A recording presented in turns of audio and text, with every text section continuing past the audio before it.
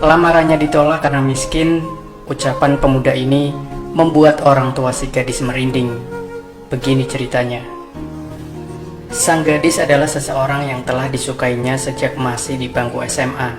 Namun karena hanya sebatas bersahabat, tidak ada ikatan apapun. Suatu hari, si pemuda main ke rumah gadis tersebut. "Assalamualaikum." Kemudian dari dalam rumah terdengar suara bapak-bapak dan menjawab salam itu. "Waalaikumsalam." Mendengar lantangnya suara ayah si gadis, si pemuda kaku membatu. Lantas si gadis mempersilahkan sahabat sekolahnya itu untuk duduk di kursi ruang tamu. "Silakan, mari silakan duduk." "Oh iya, terima kasih." Setelah mengucapkan salam dan berjabat tangan, duduklah si pemuda di kursi yang hampir menghadap ayah si gadis. Hanya koran yang menjadi sitroh antara mereka. Hampir 5 menit suasana senyap tanpa suara, dan si ibu si gadis keluar dari ruang belakang, membawa air dan kue kering. Si pemuda pun tersenyum manis. "Silakan diminum dulu nak, kamu sudah sarapan?" "Sudah bu, terima kasih." "Kamu ini malu-malu segala dengan kami." "Saya hanya segan bu." Maaf, saya lihat kamu ini sudah sering kemari. Kapan kamu mau mengirim lamaran?" Ayah ini saya belum memiliki banyak uang pak." "Ya kumpulin dulu dong, baru nanti kesini lagi." "Bapak dan ibu ingin saya menyediakan uang berapa untuk lamaran ini?" Kemudian si ibu menjawab, "Kalau bisa ya 20 juta. Tapi kalau bisa lebih besar dari orang sebelah yang naksir juga sama gadis?" "Maaf, berapa itu bu?" 40 juta, syukur-syukur bisa lebih." "Ya Allah, 40 juta. Dari mana saya dapat uang sebanyak itu? Aduh, besar sekali pak. Apakah tidak bisa lebih sedikit? Kita buat acara sederhana saja. Cukup mengundang keluarga, saudara dan tetangga dekat. Itu nasib kamu nak. Kamu yang akan menikahi anak kami. Lagi pula dialah satu-satunya anak perempuan kami." Si pemuda pun hampir hilang akal ketika disebutkan harga si gadis itu. Dan si pemuda mencoba kembali berdiskusi dengan orang tua gadis pujaan hatinya. "Boleh saya bertanya lagi? Apakah anak bapak pandai memasak?" Boro-boro. Bangun tidur saja jam 10 lebih. Bukan bangun pagi lagi itu. Habis bangun terus langsung makan siang." Kemudian si ibu ikut menimpali omongan bapak tersebut. Apa sih ayahnya ini? Anaknya mau dijadikan istri, dia malah cerita yang jelek-jelek. Oh, ibunya pun sama, suka terlambat bangun juga. Ayah ini. Iya, cukup pak. Sekarang saya sudah tahu. Kalau boleh bertanya lagi, bisakah dia membaca Quran? Ibu gadis menjawab, "Bisa sedikit-sedikit kok. Belajar dengan maknanya." "Mungkin." Kenapa?" "Oh, tidak apa-apa bu. Pertanyaan terakhir, apakah dia rajin sholat?" Kemudian si ayah menjawab, "Apa maksud kamu tanya semua ini? Kamu kan temannya sejak di sekolah. Harusnya kamu sudah tahu." "Maaf bapak dan ibu, saya rasa dia tak bisa masak, tak bisa sholat, tak bisa ngaji, tak bisa menutup aurat dengan baik. Sebelum dia menjadi istri saya, dosa-dosanya juga akan menjadi dosa bapak dan ibu. Kecuali dia habis Quran 30 juz dalam kepala, pandai menjaga aurat, diri dan batasan-batasan agamanya. Barulah dengan mahar 100 juta pun saya usahakan untuk membayar. Tapi jika segala sesuatunya tidak harus dibayar mahal, mengapa harus dipaksakan untuk dibayar mahal? Seperti halnya mahar. Sebab sebaik-baik pernikahan adalah serendah-rendah mahar." Mata ayah si gadis direnung tajam oleh mata ibu si gadis. Keduanya diam tanpa suara. Sekarang ketiganya menundukkan kepala. Memang sebagian adat menjadikan anak perempuan untuk dijadikan objek pemuas hati, menunjukkan kekayaan, dan bermegah-megah dengan apa yang ada, terutama pada pernikahan. Adat budaya memang kerap mengalahkan perkara agama. Para orang tua membiarkan bahkan menginginkan anak perempuan dihias dan dibuat pertunjukan di muka umum. Sedangkan pada saat akad telah dilafaz oleh suami, segala dosa anak perempuan sudah mulai ditanggung oleh si suami. Kemudian ayah gadis tersebut menjawab, "Aku hanya ingin anakku bahagia dengan merasakan sedikit kemewahan. Hal seperti itu kan hanya terjadi sekali seumur hidup. Bapak ingin anak bapak merasakan kemewahan. Tentulah kami berdua pun turut gembira." Sungguh demikian. Boleh saya sambung lagi? Bapak, ibu, saya bukanlah siapa-siapa. Sekarang dosa anak bapak, bapak juga yang tanggung. Esok lusa setelah akad nikah, terus dosa dia saya yang tanggung. Belum lagi pasti bapak dan ibu ingin kami bersanding lama di pelaminan yang megah. Anak ibu dirias dengan riasan secantik-cantiknya, dengan make up dan baju paling mahal, di hadapan ratusan undangan agar kami terlihat mewah pula. Selain setiap mata yang memandang kami akan mendapat dosa, apakah begitu penting hal tersebut jika dalam kehidupan sehari-hari kita malah berusaha untuk hidup sesederhana mungkin tanpa berlebih-lebihan? Ibu si gadis segera mengambil langkah mudah dengan menarik diri dari pembicaraan itu. Si ibu tahu si pemuda berbicara menggunakan fakta Islam, dan tidak mungkin ibu si gadis dapat melawan kata si pemuda itu. Kemudian si ayah menjawab, "Kamu mau berbicara mengajari masalah agama di depan kami?" Maaf pak, bukan saya hendak berbicara atau mengajari masalah agama. Tapi itulah hakikat. Terkadang kita terlalu memandang pada adat sampai lupa agama. Sudahlah, kamu sediakan 40 juta, kemudian kita bicarakan lebih lanjut. Kalau tidak ada, kamu tak bisa menikahi anakku. Akhirnya si pemuda menjawab, "Semakin lamalah hal itu.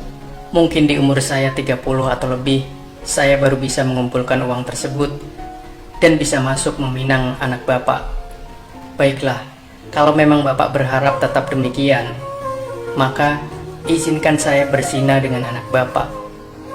Mendengar ucapan lantang pemuda itu, sang ayah pun berang dan terlihat ingin menempeleng muka pemuda tersebut. "Hei, kamu sudah keterlaluan. Jaga baik-baik mulut kamu itu. Dengar dulu penjelasan saya, Pak. Apa Bapak tahu alasan orang berzina dan banyak orang memiliki anak di luar nikah? Sebab salah satunya hal seperti inilah, Pak. Selalu saja orang tua perempuan menempatkan puluhan juta rupiah untuk mahar. Harus menunggu si pria mempunyai pekerjaan dengan gaji begitu tinggi, sampai pihak pria terpaksa menunda keinginan untuk menikah. Tetapi cinta dan nafsu kalau tidak diwadahi dengan baik, setan yang jadi pihak ketiga untuk menyesatkan manusia. Terlebih di zaman seperti ini yang cobaan dan kondisinya tidak seperti zaman bapak dan ibu dulu. Akhirnya mereka mengambil jalan pintas, memuaskan nafsu serakah dengan berzina. Pertama memang hal yang ringan-ringan dulu, Pak. Pegang-pegangan tangan, saling memeluk dan sebagainya. Tapi semakin lama akan menjadi hal berat. Yang berat-berat itu bapak sendiri pun bisa membayangkan. Lantas apa kaitan kamu dengan hendak berzina pula? Begini logikanya. Sepertinya yang terjadi dengan anak-anak lainnya. Bapak tidak memberi izin kami menikah sekarang, biar ada berpuluh juta uang dulu baru bisa menikah. Kami hendak melepaskan nafsu bagaimana, Pak? Setiap harinya kami mengenal lebih dekat dan semakin dewasa. Dia meminta saya bersilaturahmi ke sini menemui bapak dan ibu. Sebenarnya dalam hati kami sudah ada perasaan, namun kami senantiasa menjaganya hingga halal itu tiba. Susah, Pak, menjaga perasaan itu. Jika memang bapak meminta uang segitu, maka dengan rendah hati saya meminta izin pada bapak untuk berzina dengan anak bapak. Terlepas apakah yang penting bapak tahu saya dan dia hendak berzina. Sebab rata-rata orang yang berzina itu orang tua tidak tahu, Pak. Tidak. Kelihatannya pemuda-pemudi zaman sekarang biasa-biasa saja, padahal sebenarnya sudah pernah bahkan sering berzina. Ironisnya, banyak orang menganggap hal itu tidak tabu lagi. Berzina bukan saja hal yang saja. Ada zina-zina ringan, zina mata, zina lidah, zina telinga, dan lain-lain. Tapi sebab hal ringan itulah yang akan menjadi berat. Kamu ini omongannya muter-muter dan semakin memperumit saja. Beruntung kamu masih teman sekolah anakku. Kalau orang lain, sudah dari tadi saya tempeleng mukamu. Begini nak, tapi kalau tidak ada uang, bagaimana kamu akan memberi dia makan? Bapak, lupakah Bapak dengan apa yang telah Allah pesankan pada kita? Dan menikahlah orang-orang bujang, pria dan perempuan dari kalangan kamu, dan orang-orang yang soleh dari hamba-hamba kamu, pria dan perempuan. Jika mereka miskin, Allah akan memampukan mereka.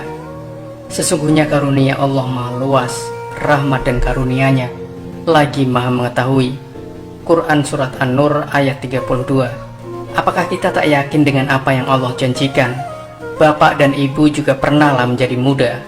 Masalah datangnya harta, selagi kita terus berusaha, itu adalah rahmat-Nya yang sudah ditakdirkan pada tiap-tiap hambanya. Lagi pula Pak, kalau makan dan minum itu insya Allah saya sanggup untuk memberikannya. Tempat tinggal bisa kita bicarakan lagi. Kalau hal ini bisa menghalangi kami dari melakukan dosa dan sia-sia, apakah tidak lebih baik disegerakan? Bapak pun tak mau hal-hal tidak diinginkan terjadi. Bapak si gadis diam tanpa kata, merenung kata-kata si pemuda, berusaha memikirkan cara untuk mematahkan kata-kata si pemuda. Dan ayah si gadis mendapat akal. Kamu tahulah zaman sekarang ini, kalau mengikuti cara kamu itu, mungkin kamu tidak suka dengan acara persandingan yang mewah. Bapak bisa terima, tapi kamu apa bisa menerima apa yang akan orang-orang katakan? Orang akan mengatakan anak aku kecelakaan dan terpaksa menikah dengan kamu. Mau ditaruh di mana muka ini? Bagus juga pikiran Bapak itu. Kalau kecelakaan, mana mau saya menikahi anak Bapak? Karena akan selamanya menjadi haram. Orang yang zina tidak akan pernah menjadi halal sekalipun dengan pernikahan. Kalau Bapak memaksa, ya sudah, bisa ikut nikah massal. Kan bagus juga, bisa berhemat, tapi tetap ramai. Seriuslah nak. Begini Pak, sekali lagi rasanya tidak perlu membayar puluhan juta dan mahar yang berlebihan sehingga memaksa di luar kemampuan. Tapi saya tak mengatakan tidak ada walimatul urs, sedangkan walimatul urs itu tetap perlu dan disesuaikan dengan kemampuan. Itu cara Islam. Saya bukan hendak macam-macam dengan Bapak. Syariat memang seperti itu. Maha baiknya Allah sebab masih menjaga kita selama ini. Tapi hal sepele seperti ini pun kita masih memandang ringan, dan kita tak percaya dengan apa yang telah Allah janjikan. Saya benar-benar minta maaf kalau ada kata-kata saya yang membuat Bapak tidak senang terhadap ucapan saya. Tidak juga bermaksud tidak takdim dengan Bapak dan Ibu. Segalanya kita serahkan pada Allah. Kita hanya bisa merencanakan saja. Adzan duhur berkumandang, jaraknya tidak sampai 10 rumah dengan rumah si gadis. Si pemuda memohon untuk ke surau dan mengajak bapak si gadis untuk pergi bersama. Namun ajakan ditolak dengan lembut. Lantas sang pemuda memberi salam dan memohon untuk keluar. Di pinggir jendela tua, si gadis melihat si pemuda mengeluarkan kopiah dari sakunya dan segera dipakainya untuk memenuhi panggilan Allah.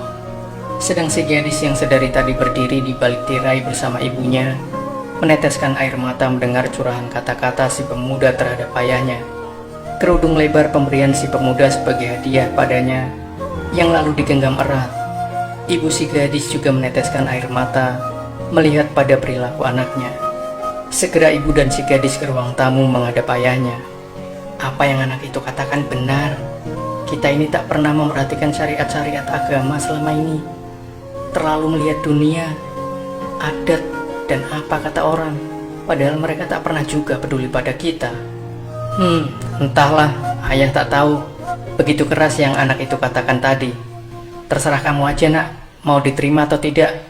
Kemudian si gadis menggapai telepon genggamnya dan mengetik pesan. Si pemuda yang selesai mengambil wudhu tersenyum saat membaca pesan yang baru saja diterima dari si gadis. Andai Allah telah memilih dirimu untukku, aku ridho dan akan terus bersamamu. Apapun yang ada pada dirimu dan yang kamu miliki, aku juga akan terus pada agama yang ada padamu. Minggu depan ayah menyuruh kirim rombongan lamaran untuk ke rumah. Terkadang kisah seperti ini masih saja sering terjadi. Wahai kalian pemuda dan pemudi yang dirahmati Allah, jika kalian merasa telah mampu dan yakin untuk menikah, maka segerakanlah. Sungguh-sungguh merugi orang-orang yang menunda-nunda terhadap rahmatnya Allah Subhanahu wa Ta'ala. Demikianlah sahabat cerita nyata Reborn, sebuah kisah yang berjudul lamarannya ditolak karena miskin. Ucapan pemuda ini membuat orang tua si gadis merinding.